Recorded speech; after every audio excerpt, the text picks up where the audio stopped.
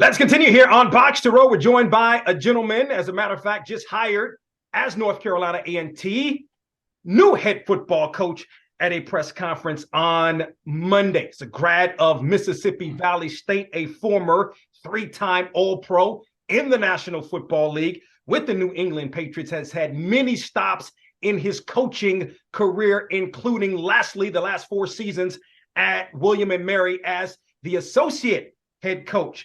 Welcome the new head football coach at North Carolina A&T, Vincent Brown, to the program. Coach Brown, Happy New Year. Congratulations and welcome to the program.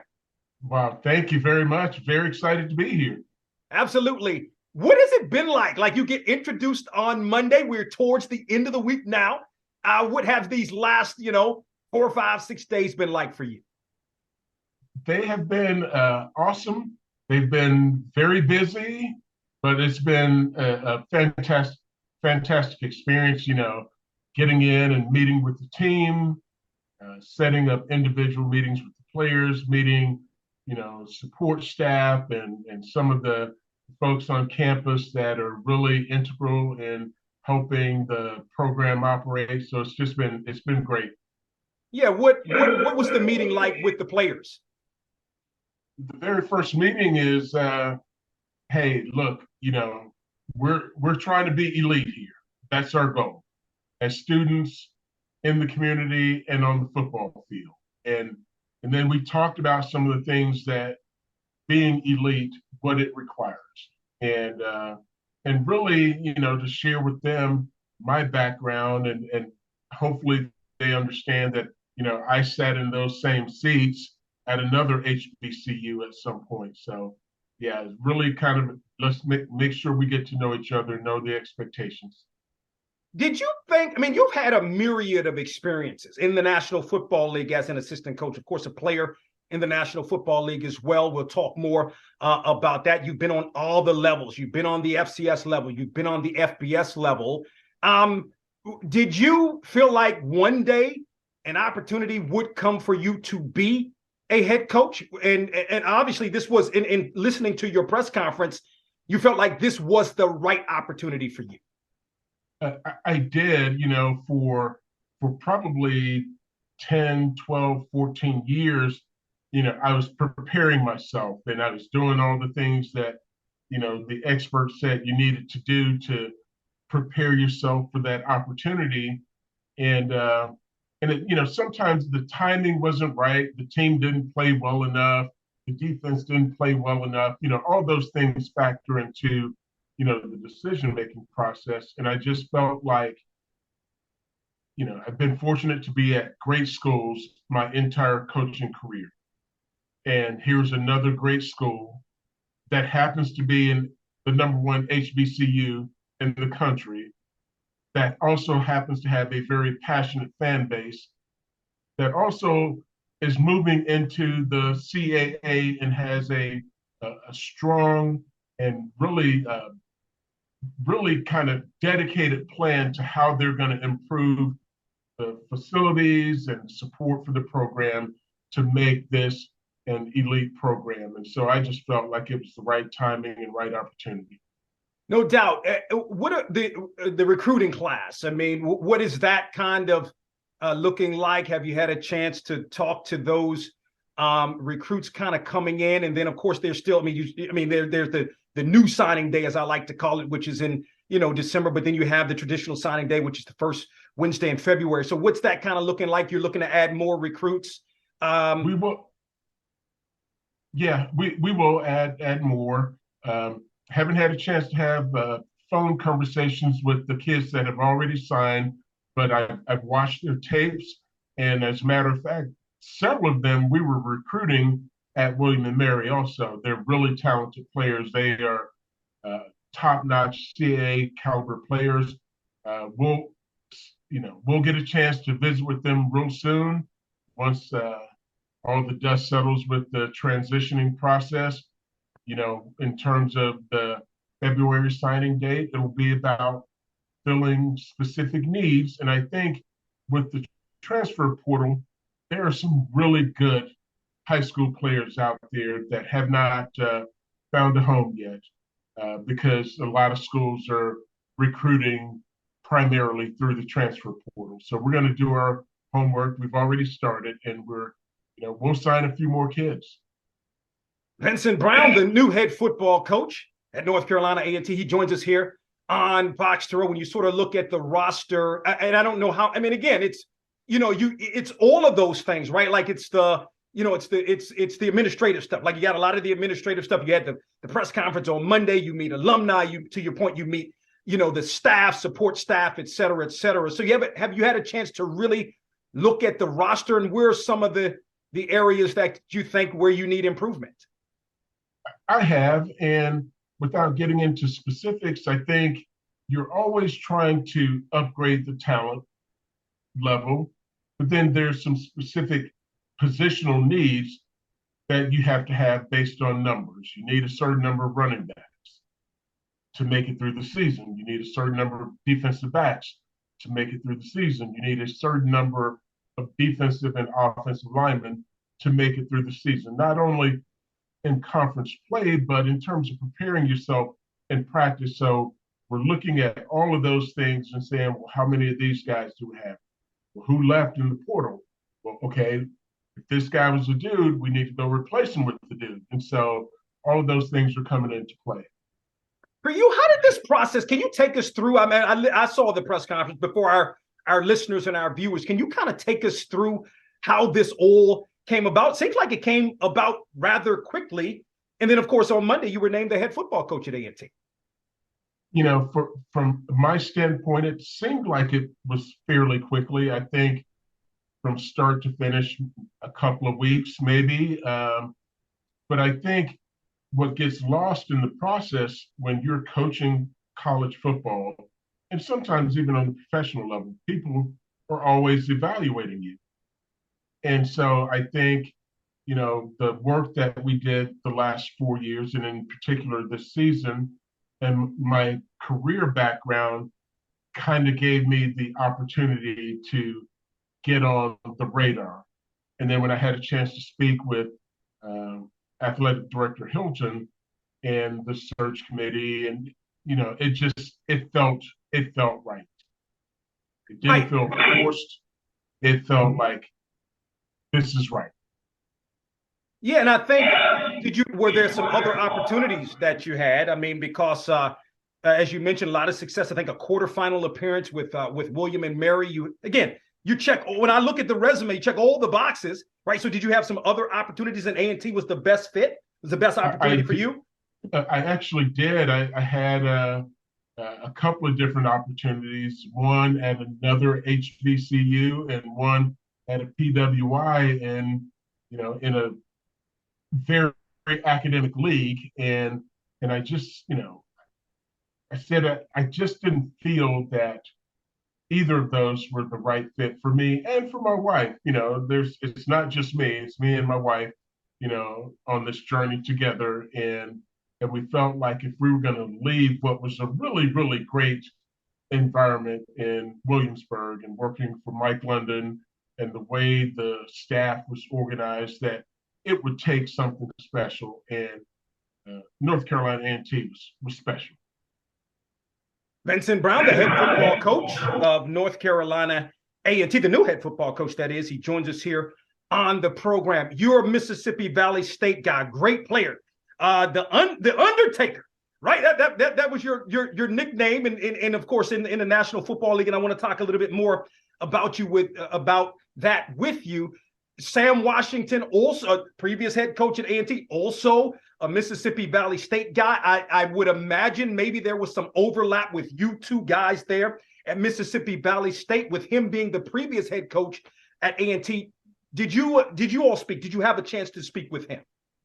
I have not had a chance to speak with Coach Washington yet.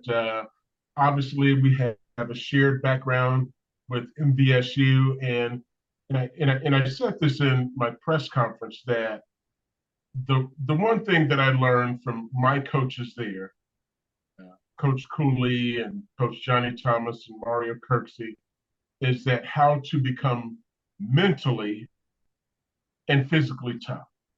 And that's carried me throughout my career. And one of the things that I've seen from the the kids in this program so far, I know that they're physically tough.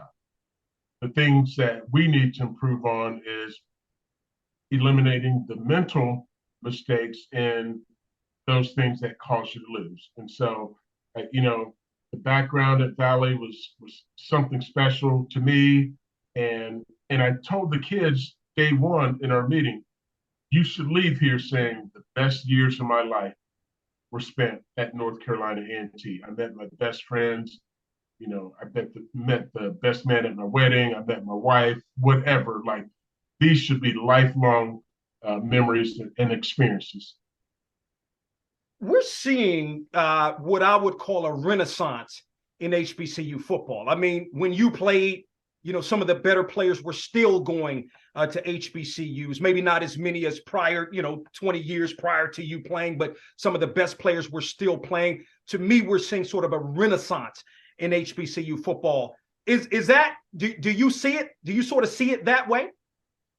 I do. I think, you can't deny it, when Coach Prime went to Jackson State, it put a spotlight on HBCU football. And I think people now understand the value of what these institutions bring to the community and to the country as a whole. And then, oh, wow, man, these guys actually play really, really good football, like top-notch football. And so I think there's just an awareness that you don't have to go to the 40,000 enrollment school, PWI, to get a world-class education and a great academic and sports experience. Again, Vincent Brown, the new head football coach at A&T, joins us here on the program. It's interesting you mentioned Jackson State. Shortly thereafter, when North Carolina Central beat Jackson State in Atlanta for the HBCU National Championship, I wrote a piece about the lack of HBCU coaches on the FBS level. Now, you hadn't been a head coach. This is your first head coaching job, but you've been at FBS programs.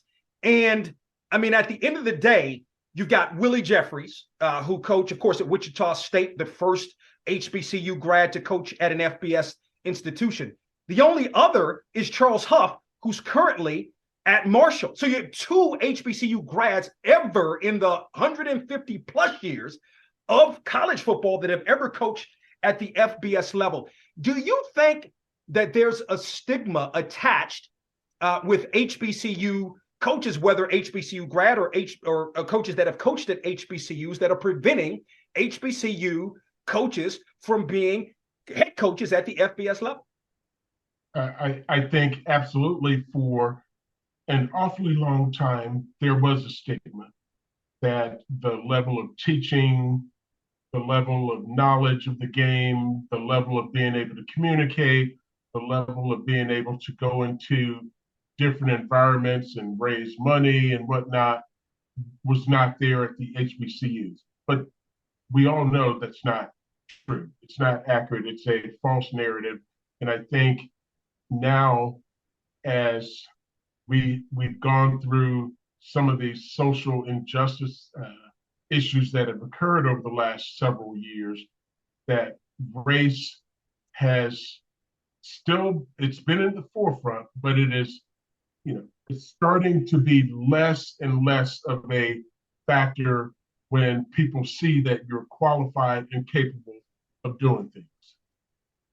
So what do you tell a kid, recruiting wise? And can you kind of speak to your recruiting philosophy, if you will, and you talked about it. Hey, A&T is the largest HBCU. I think a lot of what you're talking about with A&T in its move, because some people will say, well, in 3 years, you're in the MEAC, you're in the Big South, and then you're in the CAA. A lot of it has to do with academics. So sort of what is your pitch to a potential recruit about A&T, and speak sort of to your recruiting philosophy?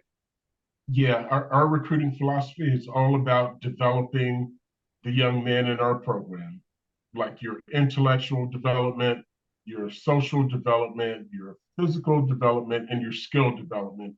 And we have the resources, we have the technical expertise, we have the people in place to help you reach whatever you want to become. We have it right here at North Carolina A&T. You're going to be playing in one of the most competitive conferences in FCS football. Scouts are going to be rolling through here all the time. They're going to be watching your performance. So now you have a chance to play in one of the most competitive environments and be around a nurturing, loving, caring environment with people that understand what it is to be an HBCU grad, what it is to be a member of the HBCU community. Couple of more thoughts, Vincent Brown. Couple of more thoughts, Vincent Brown, the head football coach at North Carolina A&T. We see CAA teams ranked in the top 25 FCS the entire season. It's like 7, 8, 9 teams, something like that. You guys at William and Mary finished in the quarterfinals. How tough really is the CAA? It's a very, very competitive conference. It is, it is a conference that has allocated resources to being successful. And everything isn't about financial resources, but when you structure things to be competitive in the classroom and on the field, it shows. And I think most of the teams, most of the schools in that conference have demonstrated that they're willing to allocate the resources and bring in the right people to help them consistently be relevant on the national landscape.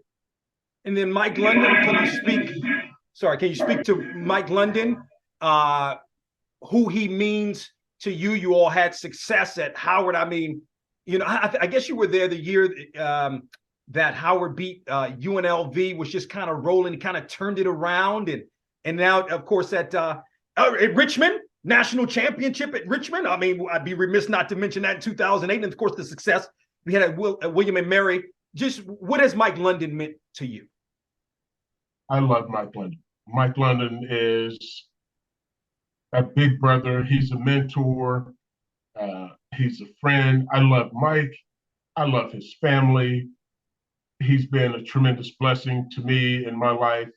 He's shown me a different way of interacting with the players and others, that it's not all about football. It's all about the relationships that you build, which will enhance your football experience to the players, to the recruits and their families, and to the faculty, staff, and alumni. And I couldn't be more appreciative of him and the things that he's meant to me and my family. It's just been a tremendous blessing. We've had great success together, winning a national championship, largest point spread upset in college football history, winning the most wins in a regular season in William and Mary's 130-plus year history. So there's a lot there. And although we're in the same conference now, I will still lean on him for advice and all of those things. Sort of, right? Sort of. Kind of, sort of. Except when we play each other. Right. Your days at Valley, I'm assuming, I believe you played with Jerry Rice, I think, right, at Valley, right? Right. So yeah. So what do you remember about those? I mean, that was just great times. And I think as we're talking about the renaissance of HBCU football, the great times, I don't want to say they're coming back, not that they ever left, but it's just more awareness, I would say. So what do you remember about those days at Valley and in the SWAC? Oh, it was phenomenal. When I was recruited to Valley, the coach that was recruiting me came to Atlanta and he's like, "Man, you got to come. We got this guy there. He can catch a BB in the dark. He's that good." Talking about Jerry. And then, you can't say Jerry without Willie Satellite Totten. Satellite was throwing the ball all over the place, and at one point probably held 30, 40 different NCAA passing records. And so it was just a great experience. Coach Archie Cooley was phenomenal. It was hard. It was very hard, but you developed some toughness that I truly believe has carried me throughout most of my coaching career. And it was just awesome. And then the days with the New England Patriots, what do you remember about those days? Yeah, I remember going through some very turbulent times my first few years in the league. I came in 1988. We went 9-7. We had a chance to go to the playoffs. We lose the game at Denver, miss the playoffs, and then 89, 90, 91, 92, 93 were not very good years. But I made some great friends, Bruce Armstrong, who I actually met on a recruiting trip to Louisville when we were high school seniors. Ben Coates, we're still great friends. Ben Coates is a, you know, HBCU legend from Livingstone. So a lot of great memories and great friendships for him there. Coach Brown, Ben Coates should be in the Pro Football Hall of Fame. Absolutely. And Bruce Armstrong should be also. Bill Parcells, you played for him. I mean, and then I guess was your initial job with the Cowboys also under him? Absolutely, yeah. Coach Parcells really gave me my entry into coaching outside of the high school ranks because he allowed me to intern one summer with them in 2005, and then the very next year he hired me to coach the inside linebackers. And through the relationships of being with him and that staff and organization, it really helped carry my career from that point forward. Last thought, and listen, I'm just asking if you don't want to answer, it's fine. I was reading where abruptly you maybe still had some playing days left in New England, then you weren't playing. What happened there? Yeah, I mean, in the back of my mind, I thought I had playing days left, but the NFL is it's a ruthless business, and it is a business, and make no mistake about it. And I finished my final season leading the team in tackles and second in sacks and interceptions, and every fiber of me thought I was going to go back and play. But I played that last season in chronic pain. I had issues with both knees, and I thought they would be able to surgically go in and correct that, and it just never materialized. So, yeah, understood. Well, thank you for that. Vincent Brown, again, the new head football coach at North Carolina A&T, joins us here on Boxtorow, introduced on Monday, and we got him on a couple of days later. So we appreciate the time, Coach Brown. Looking forward to working with you, and success to you and the Aggies. Thank you so much. We appreciate it.